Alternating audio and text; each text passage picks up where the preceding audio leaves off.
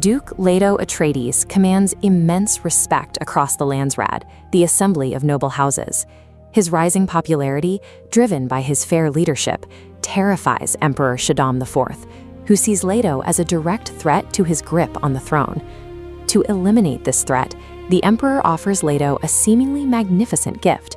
He orders House Atreides to leave their lush homeworld of Caladan and take over the fiefdom of Arrakis, replacing their brutal, longtime rivals, House Harkonnen. This animated map illustrates exactly why this offer appears so lucrative. Every glowing trade route in the Imperium traces back to a single isolated dot, Arrakis. It is the only place in the universe where you can mine the spice melange, a highly addictive substance required to navigate spaceships faster than the speed of light. But the transfer of power is a carefully laid trap. The Emperor and the Harkonnens have secretly conspired to let the Atreides land, settle, and then ambush them. The spice routes become a stranglehold, ensuring no one will intervene when the Harkonnens return to reclaim their territory. The gift of Arrakis carries a fatal hidden clause. The Emperor has disguised a perfectly legal execution order as a transfer of a lucrative monopoly. Leto's son, young Paul Atreides, has grown up shielded by immense privilege. Elite tutors have spent his entire life molding him, drilling him in advanced physical combat and deep intellectual strategy. But his education extends into secretive, dangerous territory. His mother, Lady Jessica, is a member of the Bene Gesserit, a powerful matriarchal order that manipulates politics and genetics. Before the family leaves for Arrakis, the order's truthsayer, Reverend Mother Moham, arrives in the middle of the night to test Paul. The mechanics of her test are brutally simple. Moham holds a poison needle, the Gom Jabbar, to Paul's neck, forcing him to keep his hand inside a small, dark box. Inside the box, agonizing neural induction makes Paul feel as though glowing embers have begun to ignite his flesh. The Bene Gesserit use this specific pain to separate humans from animals. An animal will instinctively chew off its own trapped leg to escape. A human will endure the pain to survive the trap. Moham is measuring Paul's conscious willpower to override his absolute deepest primal instincts. Enduring the Gom Jabbar sets the baseline for the trials ahead. To survive the impending betrayal on Arrakis, Paul will have to tolerate unimaginable suffering and consciously leave his childhood behind. House Atreides lands on Arrakis and occupies the Arakian stronghold.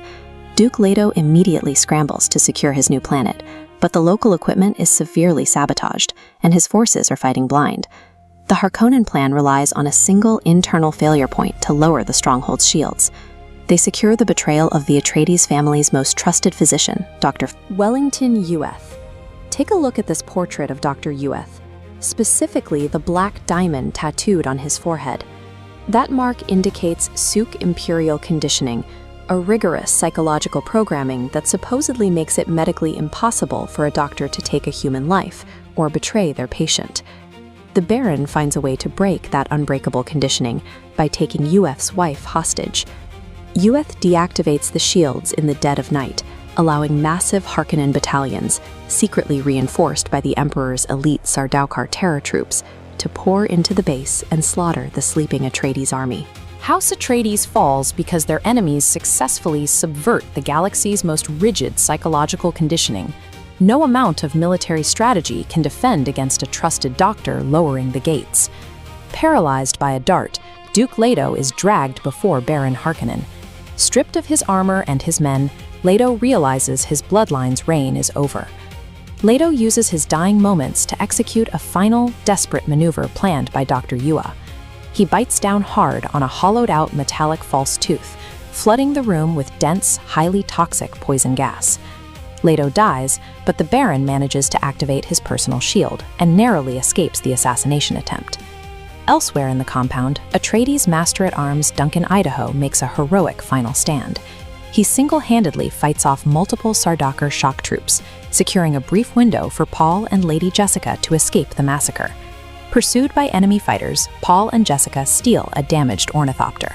With their weapons failing, Paul pilots the ship directly into the vortex of a towering Coriolis sandstorm, a tempest with winds reaching hundreds of kilometers an hour, making pursuit physically impossible. The storm shreds the pursuing ships. It also formally erases Paul's aristocratic past. By the time his ornithopter falls out of the sky, his wealth, his army, and his royal title mean absolutely nothing. Paul and Jessica crash land their battered ship into the deep desert. They step out into an intensely hostile landscape, where the heat and the lack of water are lethal. They are immediately surrounded by raw, unfiltered spice. The desert air and the blowing sands are highly saturated with the narcotic, far beyond any dose Paul experienced back on Caladan. This massive exposure acts as a severe chemical catalyst. The heavy dose of spice violently awakens Paul's latent Bene Gesserit genetics, unlocking a hyper-accelerated state of prescience. His mind begins to bridge space and time. His new visions are terrifying. He experiences a kaleidoscopic rush of unavoidable futures, branching timelines of fiery explosions, bloody banners, and a galactic holy war fought in his name. The deep desert strips away his physical home, and the spice destroys his blissful ignorance, forcing the heavy, violent weight of the future directly into his mind. Exhausted and navigating the dunes, Paul and Jessica are intercepted by the Fremen, the indigenous people who have adapted to survive the deep desert. The Fremen operate under strict cultural survival laws. To secure sanctuary for himself and his mother among the tribe, Paul is forced into a ritualistic knife fight to the death by an aggressive warrior named Jameis. Paul has practiced martial arts and blade combat every day of his life. He possesses the technical skills of a master assassin, but until this exact moment, he has never driven a blade into another human being. Paul strikes a fatal blow, killing Jameis. There is no glory in the victory. As the blood touches the sand, Paul registers the heavy, traumatizing reality of taking a life to ensure his own survival. The Emperor's perfect trap failed to kill Paul Atreides. Instead, the ordeal burned away his innocence and forged Muad'Dib. This renaming marks the absolute death of the innocent boy who left the ocean world of Caladan. This reveals the chilling irony of the Emperor's grand scheme. By trying to quietly eradicate a political rival in the deep desert, the Imperium accidentally forged the exact weapon that will dismantle their entire civilization. House Atreides has been wiped out. The Duke is dead, the army is broken, and his heir, Paul, along with his mother, Jessica, are stranded in the deep desert of Arrakis with virtually no supplies.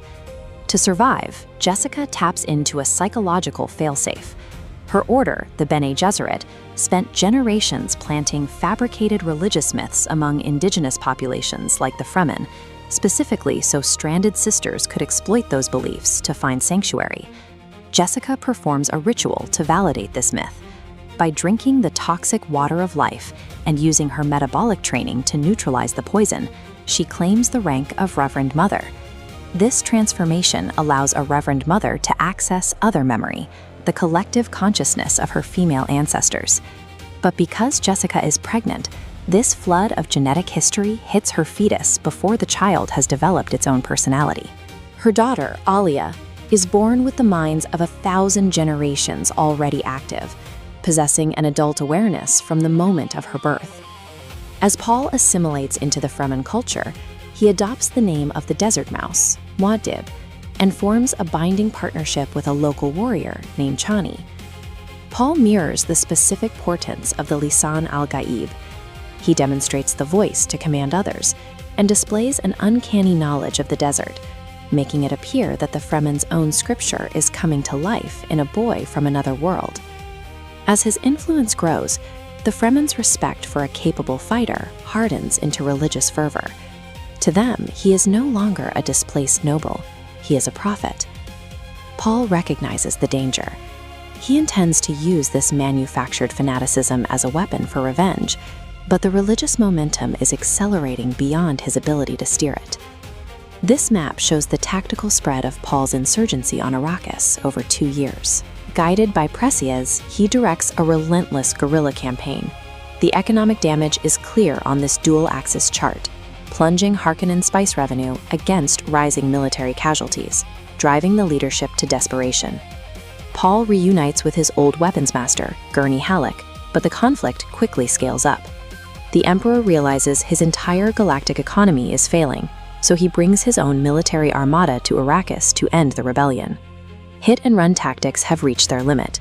To defeat an interstellar empire, Paul needs a supernatural advantage that standard military doctrine cannot counter. Paul takes the gamble. He drinks the poisonous water of life, and after he survives the trial, the shadows in his vision vanish. He becomes the Kwisatz Haderach, a consciousness that spans the past, the present, and every possible future simultaneously. Within that vast web of probabilities, he identifies a single narrow path that results in a military victory over the Emperor. His foresight reveals the horrific price of that victory. To eliminate his enemies, he must lock the universe into a massive, inescapable bloodbath. Paul's gift becomes his cage. To successfully eliminate the forces that destroyed his family, he is forced to initiate the exact catastrophe he spent years trying to avoid. The Emperor and the Baron park their armada above the planetary capital, preparing for a traditional siege. Paul weaponizes the environment of Arrakis. Using an electrical storm as cover, he fires atomic weapons to blow a hole through the mountain range protecting the capital. Through that breach, his Fremen forces charge the grounded ships, riding giant sandworms directly into the Emperor's elite troops. In the chaos, the rival leadership is surgically removed. The toddler Elia infiltrates and assassinates the Baron, while Paul defeats the Harkonnen heir, Feyd-Rautha, in a brutal duel. It is a decisive military rout. The Emperor's personal bards are decimated, and the physical power structure of his regime is dismantled in a single afternoon. To end the conflict, Paul moves past the battlefield and targets the Empire's lifeblood. He threatens to flood the spice fields with a chemical catalyst that would end the sandworm life cycle and the production of spice forever. Without spice, interstellar travel dies. Faced with the immediate collapse of the entire galactic economy, the Emperor capitulates. Paul claims the galactic throne and forces a marriage to the Emperor's daughter, Princess Irulan, to secure his place as the legal successor. Paul has won the political game, but the Fremen do not see a displaced noble taking back his birthright. They see a living god fulfilling a sacred promise.